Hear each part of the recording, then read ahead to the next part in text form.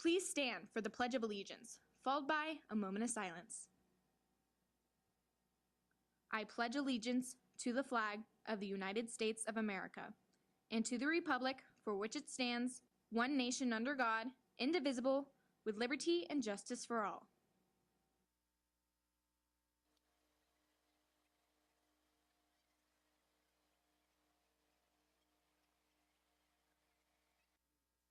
Coming up today on FST News, NASA makes a discovery that is more familiar than we think. Stick around to find out more.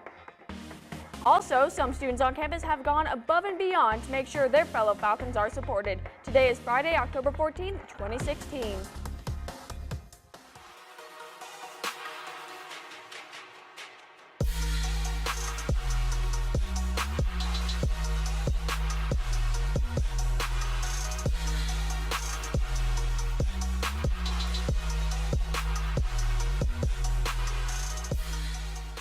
Hello and welcome to another newscast on FST News. It's a Falcon Fabulous Friday and I'm your Friday show anchor, Amanda Leake.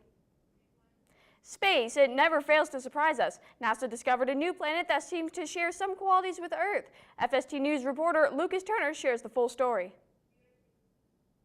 Proxima b is a newly discovered planet discovered by NASA's Kepler mission in late August. Proxima b was found in the Goldilocks zone where it can possibly support life.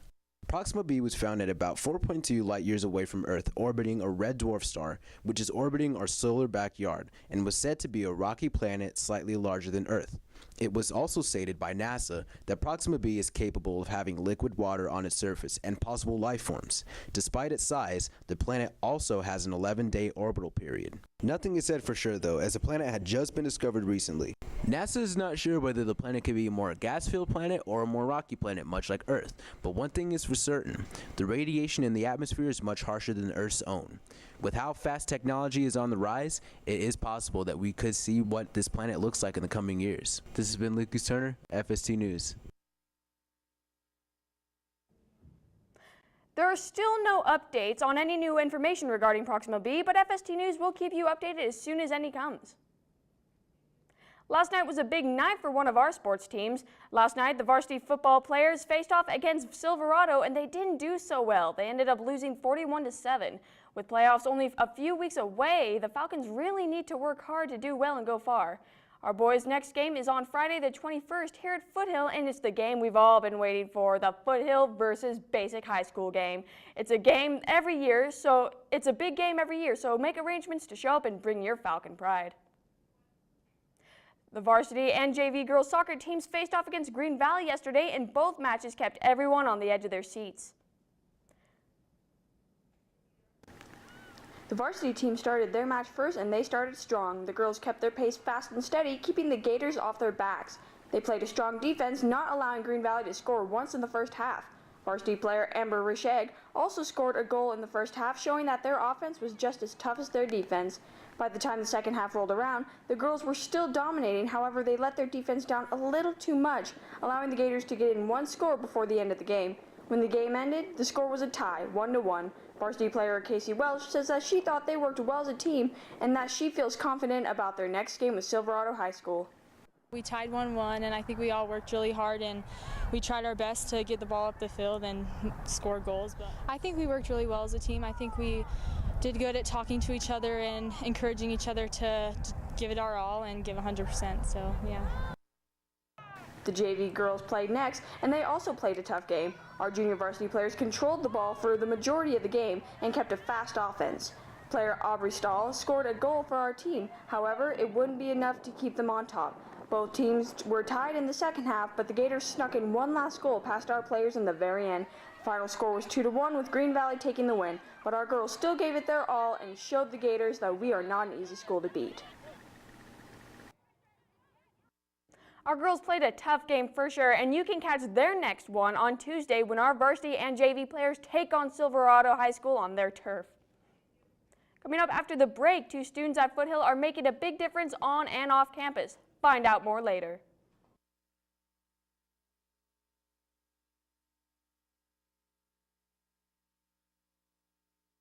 Now in the studio are FST News reporters Angela Ely and Jacques Halovich with their weekly dose of tweets for their segment, Twitter Trends. Thanks, Amanda. According to the World Health Organization, 350 million people suffer from depression worldwide. On Monday, people took to Twitter to share their stories and show solidarity with those who have mental health issues. No matter how alone you may feel, there's always someone out there who cares, especially in your Falcon home. On Tuesday, Twitter received the news that Ronald McDonald got Mick-fired. With the clown epidemic sweeping the Mick Nation, Ronald has been forced to lie low until the McScares are over. And we're not clowning around here. Mayor McCheese has yet to make a Mick statement. But don't McWorry, you can keep a piece of Mick mind knowing that Officer Big Mac is fresh on the case. The second Rogue One trailer dropped on Thursday and was full of Easter eggs. Most obviously, a large Obi-Wan Kenobi rock formation was featured. The trailer also introduced key plot points. Sounds like it was forced full of action. Well, that's it for Twitter trends. We'll McTweet you later. Thanks, guys. Remember, you can catch more of Twitter trends by going to fstnews.com and looking under the tab Local News. Now, being a senior can be pretty tough. There's always something going on for us, but sometimes you find a few students who manage to do what seems impossible to others. This week, Foothill acknowledges 2 seniors who have shown hard work and dedication. Our first senior is Caitlin Davis, who was nominated by the school counselor, Jeffrey Doyle. Doyle says that Kat is a valedictorian candidate who approaches academics with a positive and confident demeanor. On top of that, she's a talented singer. Kat wrote and performed a song, You Are Strong, for the Suicide Prevention Lifeline program and hopes that it will help young people like ourselves feel empowered to make better choices. The song is actually available on iTunes and all proceeds go back to the foundation. Our next senior is Michael Gamick, better known as Kai, who was nominated by teacher Jennifer Lemerow. Lemerow says that Kai is in a total of 4 AP and honors classes, works very hard, and is very polite, and is courteous to his teachers and students. Kai also runs cross country. He hurt his knee during a run in San Diego, but he still goes to practice and helps the coaches and encourages the other runners. These seniors have done amazing things, and there are still more to come in the future. Teachers, you can nominate a senior now by emailing instructional coach Tanya Abel at tjabel@interact.ccsd.net. It's showdown time. Foothills Marching Band has their next competition tomorrow at Silverado High School. This annual event is called the Showdown at Silverado, and Foothills competing against schools from all over the valley. The performance starts at 7:20 p.m. sharp. The men's soccer team is raising some money for their team in a warm and stylish way. Right now, you can buy a Foothill athletic scarf for $20 in room 252D, which is a room inside 252. The scarf has Protect This Hill written on it, so you can support any sport while wearing it. Tomorrow, Foothill's first ever show choir mini camp is putting on a not-so-mini performance for everyone to see. 2 groups of 3rd through 8th graders are singing and dancing alongside the Legacy Advanced Show Choir and the newly formed Foothill All-Girl Evolution Group. The show will take place in the theater. Doors are open at 5 p.m. and the entry fee is $5. Next week is a very busy week for college visits. On Monday, Oklahoma City University is here at 10 a.m. in room 503. Syracuse New York University is here at 12:19 p.m. in room 503.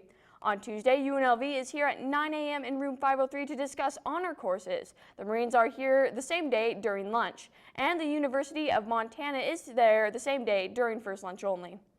On Wednesday, CSN is here at 9 a.m. in room 503. The Army and the University of Arizona is there during lunch. On Thursday, there's a college fair at the Cashman Center from 5:30 p.m. to 8 p.m. And finally, on Friday, Northern Arizona University is here at 9 a.m. in room 503. The University of Southern California is here at 12:35 in room 503. Utah Valley University is here at 11:49 in room 503. And lastly, Mount Mary's University is here only for first lunch. That's all from me today, Falcons. Join us again Monday for another newscast on FST News. Keep it fierce, Foothill.